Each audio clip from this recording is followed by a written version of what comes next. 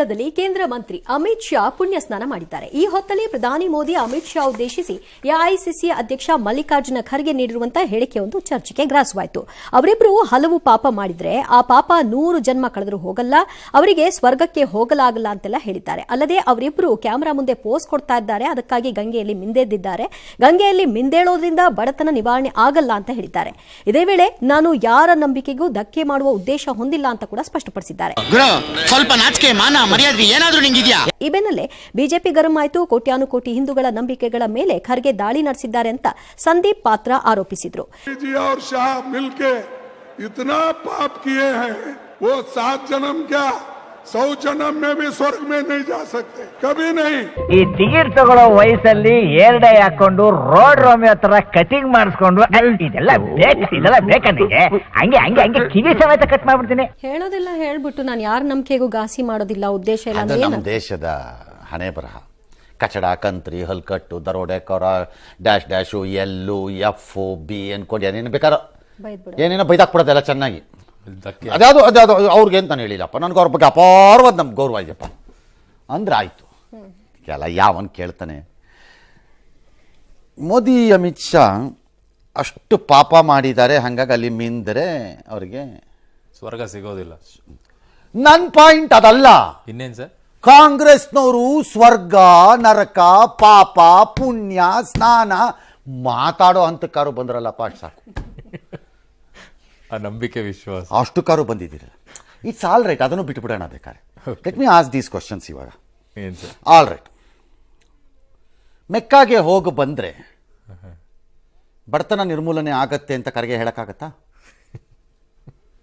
ಆ ವಿಚಾರದಲ್ಲಿ ಮಾತು ಎತ್ತಲ್ವಲ್ಲ. ಖರ್ಗೆನೂ ಹೋಗಿ ಬರಲಿ ಬೇಕಾದ್ರೆ, ನೋಡೋಣ, ಹೇಳಕ್ಕಾಗತ್ತಾ?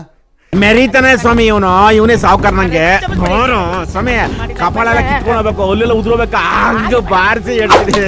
ಇಲ್ಲ, ವ್ಯಾಟಿಕನ್ಗೆ ಹೋಗ್ಬಿಟ್ಟು ಪೋಪ್ಗೊಂದು ನಮಸ್ಕಾರ ಮಾಡ್ಬಿಟ್ಟು ಬಂದ್ಬಿಟ್ರೆ ಬಡತನ ಎಲ್ಲ ಕ್ರಿಶ್ಚಿಯನ್ರಲ್ಲಿ ಹಂಗೆ ಮಂಗ ಮಾಯ ಆಗ್ಬಿಡುತ್ತೆ ಅಂತ ಸೋನಿಯಾ ಗಾಂಧಿ ಹೇಳಕ್ಕಾಗತ್ತಾ?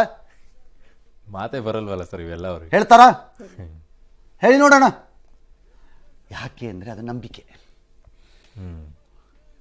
ಹಾಗೆಯೇ ಕುಂಭಮೇಳ ಅಲ್ಲ, ಪವಿತ್ರ ಅನಿಸಿಕೊಂಡಿರುವಂತಹ ಬಾವಿನಲ್ಲಿ ಎದ್ದು ನಿಂತರುವೆ ಅದು ನನಗೆ ಪಾಪವನ್ನು ತೆಗೆಯುತ್ತೆ ಅನ್ನೋದು ನಂಬಿಕೆ.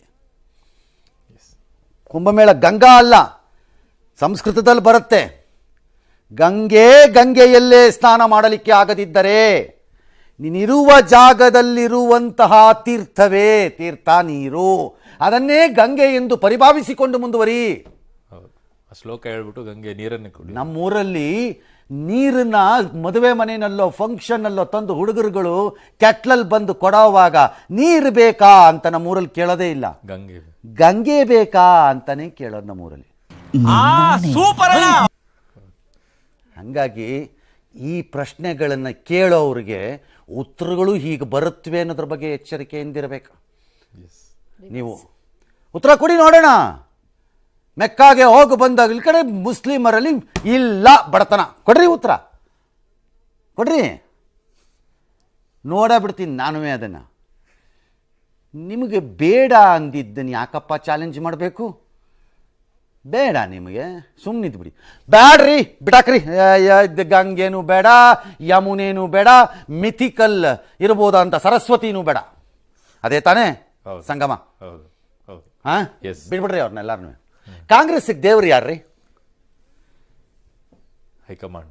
ಯಾರ್ರಿ ಹೈಕಮಾಂಡ್ ಅಂದ್ರೆ? ಸೋನಿಯಾ ಗಾಂಧಿ, ರಾಹುಲ್ ಗಾಂಧಿ, ಪ್ರಿಯಾಂಕಾ ವಾದ್ರಾ. ಮೂರೇನ್ರಿ? 3 ಇದ್ದಾರೆ. 2 ದೇವತೆಗಳು, 1 ದೇವರು. ಹೌದಾ?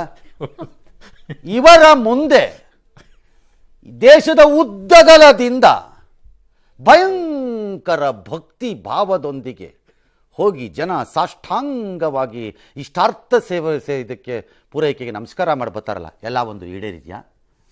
ಆ ಡೀಟೇಲ್ಸ್ ಅಲ್ಲಿ ಯಾಕಪ್ಪ ಇವಾಗ? ದಯವಿಟ್ಟು ನನ್ನ ಬಿಟ್ಬಿಡಪ್ಪ, ಹೆಂಗ ಬದುಕುತ್ತೀನಿ, ನಿನ್ನ ಪಾಗು ನಮಸ್ಕಾರ. ಎಲ್ಲ ಒಂದು ಈಡೇರಿದೆಯಾ? ನಂಬಿಕೆ. ಮೇಡಮ್ ಹತ್ರಕ್ಕೆ ಹೋದ್ರೆ ಕೆಲಸ ಆಗ್ಬೋದು, ನಂಬಿಕೆ ತಪ್ಪಿಲ್ಲ. ಈ ಅಮಿತ್ ಶಾ ಮತ್ತು ಮೋದಿ ಮಾಡಿರೋಷ್ಟು ಪಾಪ ಇಲ್ಲೂ ತೊಳ್ಕೊಂಡ್ರೆ ಆಗಲ್ಲ ಅಂತ. ಪಾಪ ನೀವು ಪಾಪ ಯಾರು ಕಾಂಗ್ರೆಸ್ನವರು? ಯಾಕೆಂದ್ರೆ 25 ವರ್ಷದಿಂದ ಅವ್ರು ಮಾಡಿರೋ ಪಾಪಕ್ಕೆ ಅಧಿಕಾರದಲ್ಲಿದ್ದಾರೆ, ನೀವೆಲ್ಲಿದ್ದೀರಿ? Under democracy. ಪಾಪ ಎಲ್ರಿ ಬರುತ್ತೆ. ಗುಜರಾತ್ ಅವರಂತ ಪುಣ್ಯವಂತ್ರಿ ಪ್ರಪಂಚದಲ್ಲಿದ್ದಾರೇನ್ರಿ? ತಕ ಪಕ ಅಂತ ಲಗ ಹೊಡಿತೀರಿ ಅಧಿಕಾರಕ್ಕೆ. 25 ವರ್ಷದಿಂದ ಅಧಿಕಾರದಲ್ಲಿದ್ದಾರಪ್ಪ. ಗುಜರಾತ್ ಆಯ್ತು, ಅವ್ರು ಏನ್ರಿ ಪಾಪ ಮಾಡಿದ್ದಾರೆ?